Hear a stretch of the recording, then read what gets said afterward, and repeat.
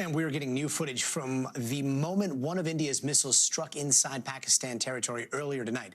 Take a look at this.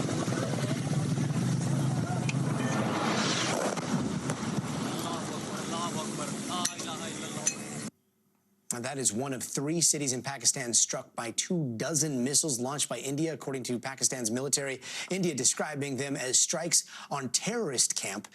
Now, Pakistan says the strikes killed at least 8 people, including at least 2 kids, and injured 35 people. Pakistan's Air Force says they have already responded by shooting down 3 Indian jets at this moment. India has not yet commented. All of this is changing by the second. Let's bring in Danny Davis, host of the Daniel Davis Deep Dive. Danny, great to see you. Pakistan, they are calling India's strikes a blatant act of war, and now apparently Indian jets, now 3 Indian jets shot down. Is this, like, I don't want to say if it's premature, but is this all-out war, and how do nuclear powers fight each other in this modern era? This is the scenario that a lot of people have long been worried about, because both sides are nuclear power, and they also have had, conflicts on the Kashmir side in between the two for quite a long time. Now, this issue here, where the attack in I think it was April 26th in Kashmir, where lots of tourists were just slaughtered, has really ramped things up a little bit. And there's been, I think the last couple of times that there was clashes was 2016 and 2019. They were kind of local. Everybody kind of had their way and did their say, and then they calmed down. But the fact that Pakistan this time used strong language, an act of war, and we will retaliate strong at a time and place of our choosing, indicates that this is far from over. And whether those jets were shot down or whether they weren't, it's too early to tell. We have to wait for confirmation on that. But one thing is absolutely clear, that the tensions are very high, and this is in the interest of everybody in the world to get this tamped down so that it doesn't go someplace really bad. And somewhere in the world right now, military leaders are making the decision on what to strike next. What do those conversations look like? And is there a way to strike without escalating things, or are we just looking at the train running down the tracks here?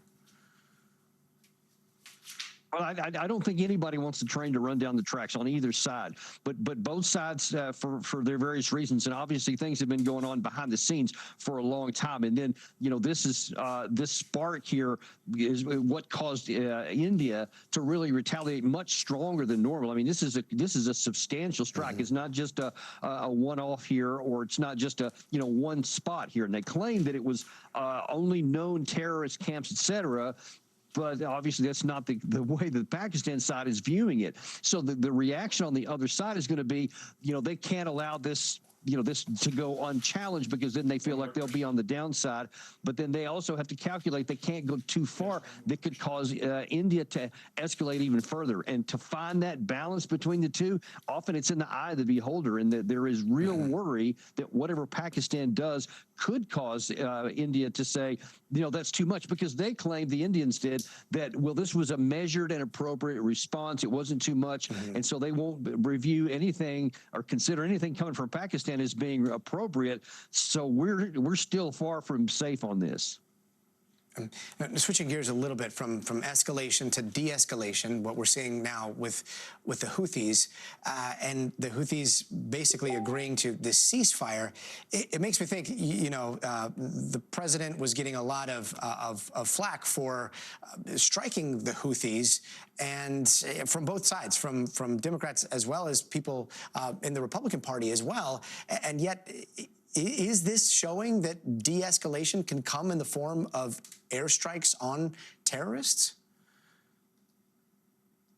Well, I mean, let's first see what actually happens, because there are very conflicting signals coming from Ansar Allah and from Yemeni sources, where some of their leaders are outright disputing that anything was agreed to, and then additional very strong language coming from the Yemeni leaders today, this afternoon, where they said that these strikes by Israel against their airport and against their seaport, they said absolutely will not go unchallenged. They said if you're an Israeli Israeli, you better hide in your bunker because we're coming after you.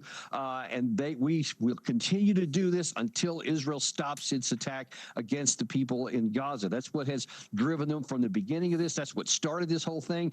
And at least according to what they've said this afternoon, and some of this came after Trump made that comment, they are still very much on the warpath. Whether that will mean that only the U.S. and Yemen stop fighting each other, that is a possibility, but it's very unclear what the Yemen side actually agreed to yet.